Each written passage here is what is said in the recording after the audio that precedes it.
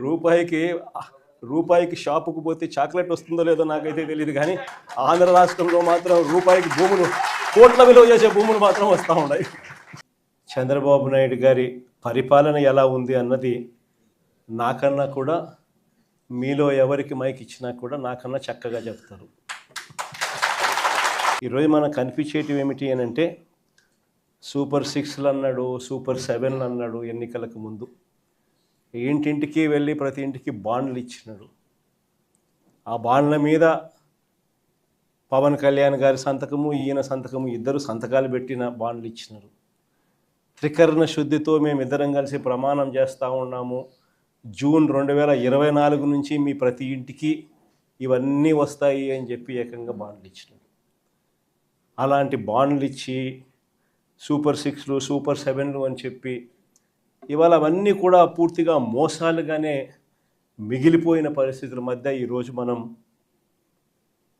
చంద్రబాబు నాయుడు గారి పరిపాలనలో మనం చూస్తూ ఉన్నాం. జగన్ ఉన్నప్పుడు పరిస్థితి ఏమిటి, జగన్ లేకపోతే పరిస్థితి ఏమిటి అన్నది మాత్రమే తేడా. గమనించినట్లయితే ఈరోజు పరిస్థితి ఏమిటి అని అంటే, గతంలో చంద్రబాబు నాయుడు గారు చెప్పినట్టుగా జగన్ ఇచ్చేటివన్నింటినీ ఇస్తాను, జగన్ ఇచ్చేటివే కాకుండా అంతకు మించి సూపర్ 6లు, సూపర్ 7లు ఇస్తానని చెప్పిన పెద్ద మనిషి ఈరోజు పరిస్థితి ఏమిటి అని అంటే, బిర్యానీ పెట్టలేదు ఎలాగూ, ఉన్న పలావ్ కూడా పోయింది అని చెప్పి మనం అప్పులు మనం చేస్తే ఆ 3,31,000 కోట్లలో 2,73,000 కోట్లు నేరుగా మీ జగన్ బటన్లు నొక్కడం, నా అక్క చెల్లెమ్మల కుటుంబాల ఖాతాల్లోకి నేరుగా డబ్బులు వెళ్ళిపోవడం చూశాం. ఏకంగా 3,52,000 కోట్లు దాటాయి. మరి ఈ 3,52,000 కోట్లు ఏమైనాయి? ప్రజలకు ఎందుకు బటన్లు లేవు? ప్రజల ఖాతాల్లోకి ఎందుకు రావడం లేదు? ఈ డబ్బంతా ఎక్కడికి పోతా ఉంది? ఎవరి జోబీల్లోకి ఈ డబ్బంతా పోతా ఉంది అన్నది ఈరోజు ప్రతి ఇంట్లో కూడా చర్చనీయాంశమే. ఆశ్చర్యం కలిగించే విషయాలు ఇవన్నీ.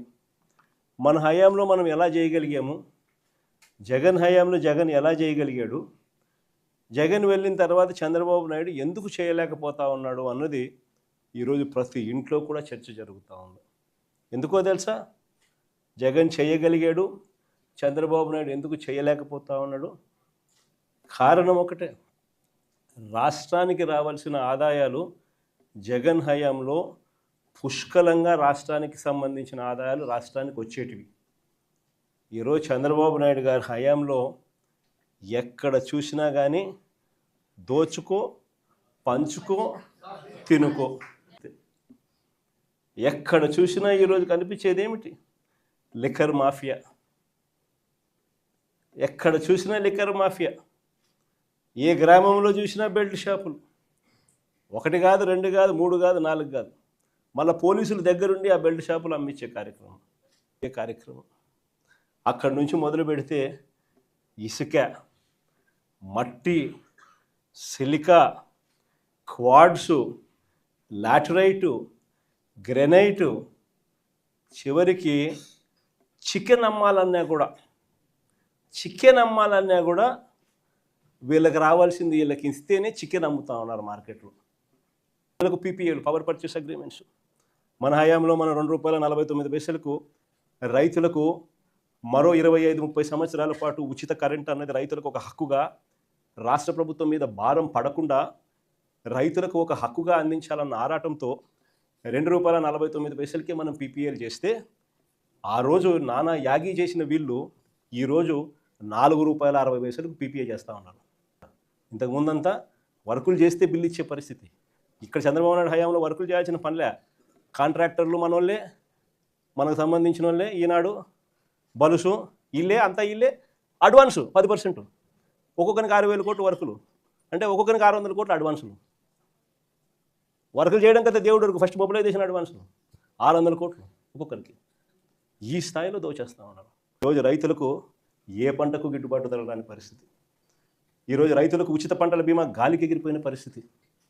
రైతులకు కరువు వచ్చినా, తుఫాన్లు వచ్చినా ఇంకోటి వచ్చినా ఆదుకునే నాతుడు లేడు.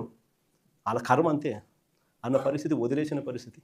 మన హయాంలో ఇన్పుట్ సబ్సిడీలు సీజన్ ముగిసేలోగానే ఇన్పుట్ సబ్సిడీలు ఇచ్చి మరుసటి సీజన్కి రైతును సన్నద్ధం చేసేవాళ్ళం.